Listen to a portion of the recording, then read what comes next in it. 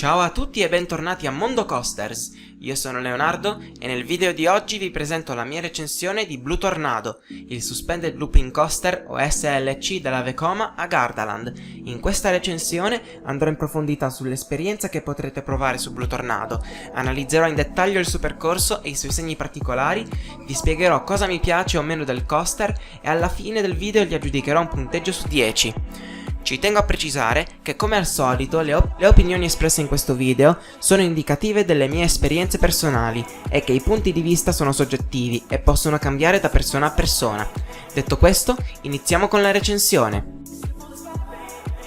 Quelli tra di voi che mi seguono da parecchi anni avranno visto la mia top 10 delle attrazioni di Gardaland del 2017. Sarò sincero, non ne vado molto fiero di quel video. Le riprese fanno pena, la narrazione non è tra le migliori e inoltre non è stato molto ben ricevuto.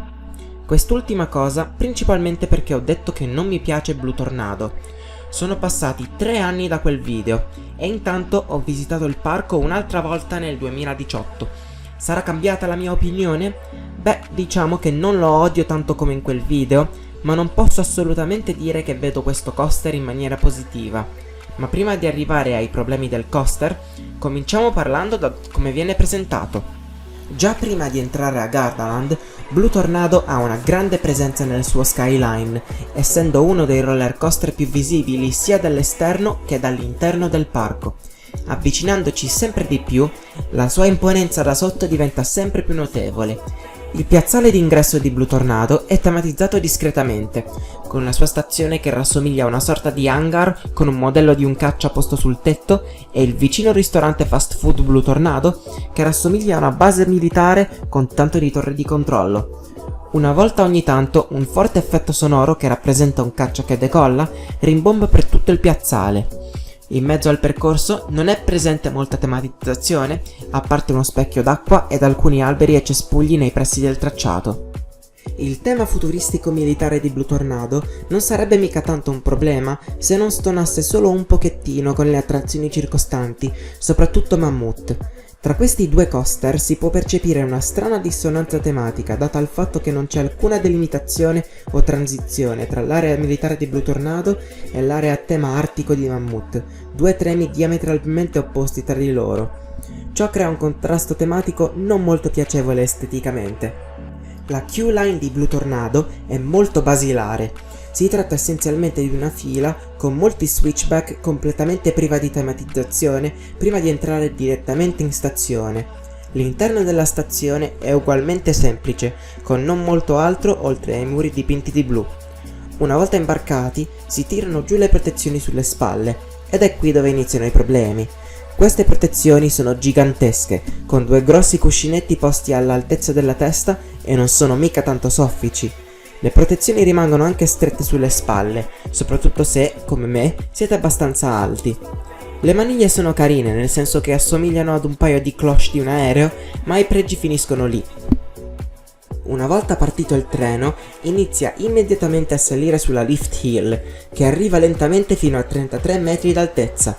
A questo punto il treno entra in una discesa curva a destra, scendendo molto vicino al suolo, ed è qui che Blue Tornado raggiunge la sua velocità massima di 80 km/h, prima di continuare sulle prime due inversioni, un rollover. Questo elemento è composto da due mezzi giri della morte separati da un avvitamento invertito. Il tracciato prosegue con una curva alta a sinistra piegata a 90 gradi per poi tuffarsi verso il basso nella seguente inversione, un sidewinder, composto da un mezzo giro della morte seguito da un mezzo avvitamento a 90 gradi a destra. Questa manovra non va confusa con l'Immelmann presente su Oblivion the Black Hole, che invece di svitarsi a 90 gradi, torna indietro nella direzione di provenienza. Dopo un'elica a 270 gradi a destra, si entrano nelle ultime due inversioni, un doppio avvitamento a destra. A questo punto, il coaster termina il suo percorso eseguendo una curva a destra e infine la famosa elica bonus a sinistra, che ormai è diventata una meme, per poi terminare sui freni. Il coaster ha una durata di 1 minuto e 42 in totale e ha un tracciato lungo 765 metri. Ora, Blue Tornado ha dei seri problemi, ma almeno secondo me il percorso non è uno di quelli. Molte lamentele da parte di parecchi appassionati di roller coaster, strettamente parlando del percorso stesso, sono principalmente dati al fatto che questo percorso è stato clonato parecchie volte e su questo non hanno torto. Infatti, se contiamo ogni singolo SLC Vekoma con il layout standard, includendo le versioni con leggere modifiche come Blue Tornado, arriviamo ad un totale di 36 esemplari di roller coaster praticamente identici. Detto questo, trovo che il percorso, ripeto, strettamente parlando degli elementi stessi, merita molto di più di quanto molti appassionati gli danno credito.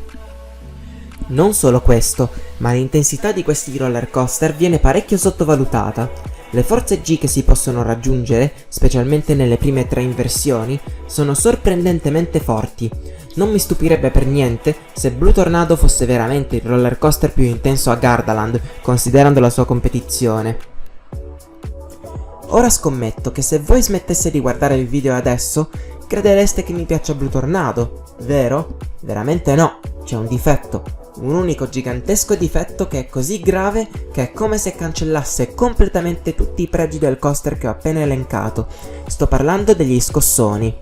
Questo difetto non si trova solo su Blue Tornado, infatti quasi tutti gli SLC Vekoma, a parte quelli più nuovi o quelli recentemente rinnovati, vengono spesso soprannominati i Hang and Bang, un nome che deriva dalle brusche botte che si prendono sui cuscinetti delle protezioni che ho menzionato prima per via dei bruschi scrolloni che si possono percepire sul coaster, e queste botte fanno male.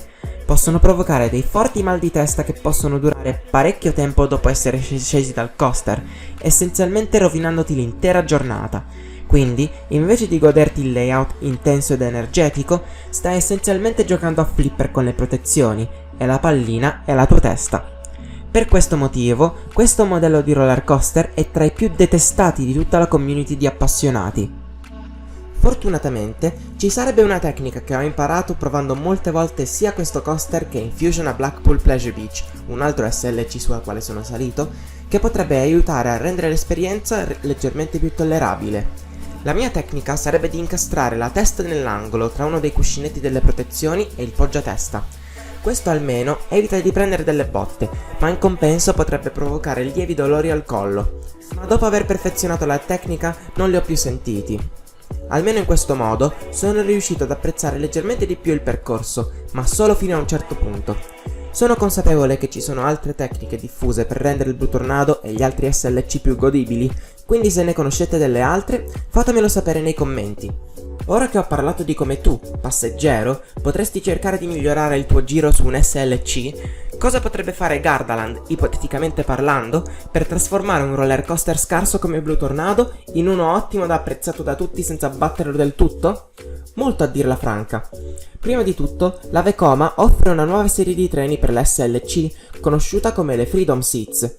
Questi treni contengono delle protezioni vest simili a quelle trovate sui treni relativamente nuovi di Shaman, che eliminano del tutto le botte che si prendono sulle protezioni più dure. Inoltre la Vekoma ha drasticamente migliorato la loro tecnica di fabbricazione del tracciato, e questo vale sia per la loro forma più nuova che per quella più vecchia. Questo si può notare su un altro SLC nel New Jersey, Fly the Great Nor'easter a Morris Piers, dove nel 2017 l'intero tracciato, a partire dalla fine della lift fino all'inizio dei freni, è stato rimpiazzato con uno più nuovo e molto più fluido. La reputazione di Fly the Great Nor'easter è migliorata parecchio da quando hanno eseguito questo intervento, ed è adesso un coaster quasi universalmente apprezzato da appassionati e non.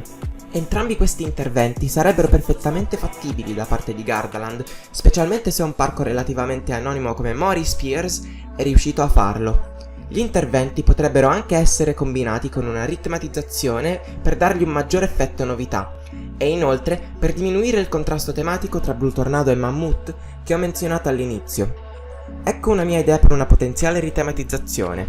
Non sarà per forza fattibile, ma è un'idea. Il coaster verrebbe rinominato Red Falcon e sarebbe ricolorato di marrone e rosso. La trama del coaster si tratterebbe di un inseguimento di un falco raro fittizio conosciuto come il falco rosso per le montagne dell'Outback australiano. L'intero coaster passerebbe tra della tematizzazione rocciosa con sfumature rosse che somigliano alle montagne che si possono trovare in Australia. Anche il fast food Blue Tornado andrebbe ritematizzato, potenzialmente sostituito con una Outback Steakhouse per rimanere a tema Australia. l'edificio del ristorante potrebbe anche prendere la forma di una di quelle casette che si trovano in mezzo all'Outback. Sicuramente creerebbe molto meno contrasto tematico con Mammut che con una torre di controllo blu. Alla fine, quale sarà il verdetto? Sinceramente mi dispiace per questo coaster, ma purtroppo non posso giudicare a Blue Tornado più di un 4 su 10. Non è il peggior roller coaster a Gardaland, ma è tutt'altro che il migliore. Come ho detto prima, il percorso merita, ma le protezioni orrende e gli scossoni dolorosissimi distruggono completamente l'esperienza del coaster secondo me. Vi assicuro che se il management di Gardaland vedesse questo video e mettesse in pratica gli interventi che ho suggerito, ovvero la sostituzione del tracciato e i nuovi treni, sono positivo che il voto di questo coaster salirebbe ad almeno un 7 o magari anche un 8, ma al suo stato attuale un 4 è il mio voto definitivo. Vi piace o no questo coaster? Che voto aggiudichereste voi a Blue Tornado? Fatemelo sapere nei commenti. E con questo è tutto qui a Mondo Coasters. Lasciate un like se avete gradito e iscrivetevi se non l'avete già fatto. Sinceramente ho un po' di timore su come questo video verrà ricevuto. So che Blue Tornado è uno dei roller coaster più apprezzati di Gardaland, quindi so già dall'inizio che molti di voi non saranno d'accordo con la mia opinione, ma in un certo senso uno degli scopi di questo canale è di far cominciare delle discussioni. Si spera siano civili, ma quello non posso controllarlo. Nel prossimo video farò un'altra recensione, ma stavolta di un parco italiano che ha molto potenziale di crescita e credo abbia bisogno di molta più notorietà. Ci sono alcuni parchi che rientrano in questo criterio, quindi divertitevi a indovinare quale sarà. Tutto questo e molto altro, sempre qui a Mondo Coasters.